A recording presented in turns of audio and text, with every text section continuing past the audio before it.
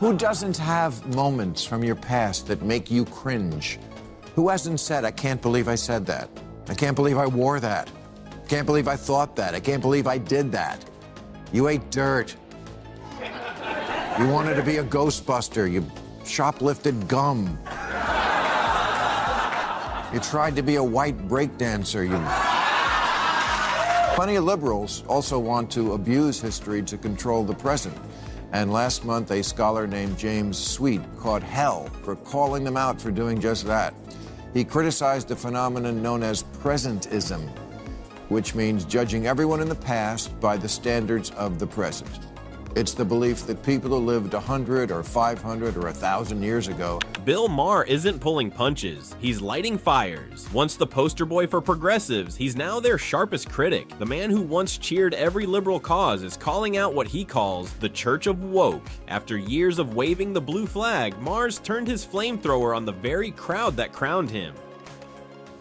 He's done watching progress turn into puritanism and activism morph into witch hunts. He's not defending bad guys, he's defending common sense. Judging people from 1525 by the rules of 2025, that's not progress, it's delusion. Maher's message hits hard. If progress means devouring your own and erasing history, maybe the revolution's gone off the rails. The problem is that nobody ever gets canceled for being too woke. So you can say the craziest thing, like men can have babies, and then nobody will, even though people are thinking, well, that's kind of nuts, nobody will say it. They'll just fall in line. Yeah, exactly. That's what I've always thought, men can have babies, sure. I saw a dude who was glowing yesterday, I mean, and that's the problem. And it's totally insane. Cowardice.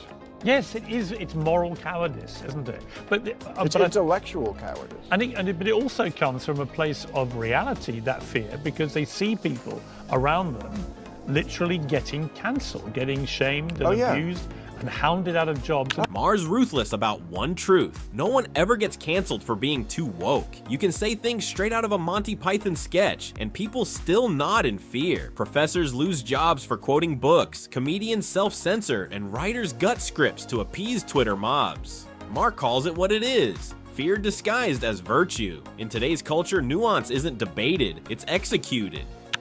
I can't count the number of stories I've either covered on the show or just read about of professors at colleges, which are supposed to be the bastions of free speech, who said something that was just an opinion. One guy, that was one different. Professor in America, he gave a lecture for 25 years about the use of offensive language. And then some students complained about his use of offensive language in the lecture about offensive language. And he had to lose his job. And at that point, I just felt that was peak woke insanity. He literally was lecturing about offensive language and using offensive language to illustrate it. They have no sense of nuance. They have no sense of context. They just know certain buzzwords or certain concepts are out of limits, off limits, and since social media, Maher says, is where civility went to die. If the founding fathers had Twitter, half would have been canceled before signing the Constitution. Debate's dead, and destruction's the sport now. It's even poisoned real life. Dates end over a single question. Did you vote Republican? That's not politics, that's tribalism. Maher argues the left lost its way, trading tolerance for judgment and progress for purity tests. So obnoxious about that side of things, that just idea of we're not really lifting people up. Liberalism is about lifting people up, not catching people. And tolerating people. It's not about white self-loathing. Yes. It's about, yes, we have a horrible history in this country. Let's make it right in the ways that make sense. Maher calls it the ultimate hypocrisy. America has smashed barriers. Women run Fortune 500s, civil rights advanced everywhere. And yet the woke mob acts like we're trapped in North Korea. Progress? Forget it. Admitting it would mean losing the rage that gives them purpose.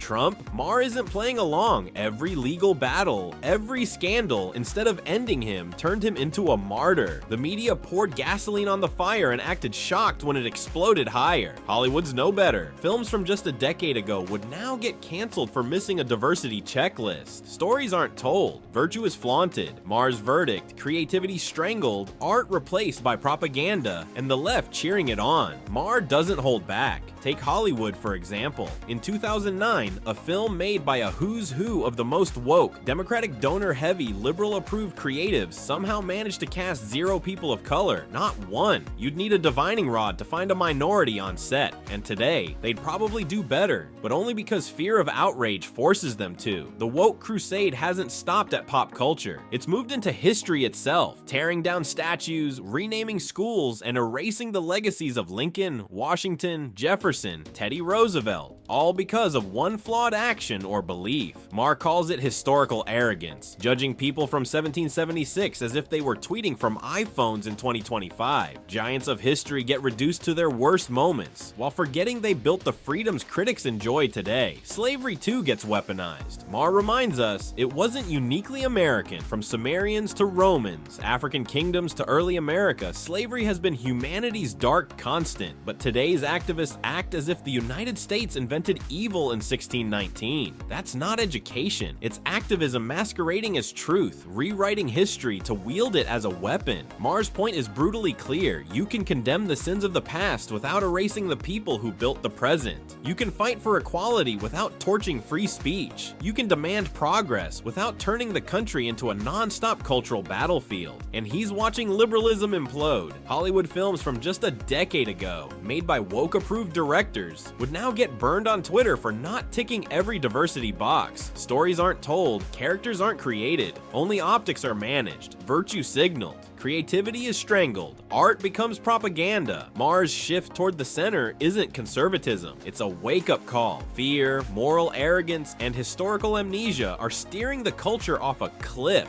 Lose nuance, humor, and context, and you don't just lose entertainment, you lose the very foundation that made progress possible. And when that happens, nobody wins. The real question Maher argues isn't why he's speaking out, it's why everyone else isn't.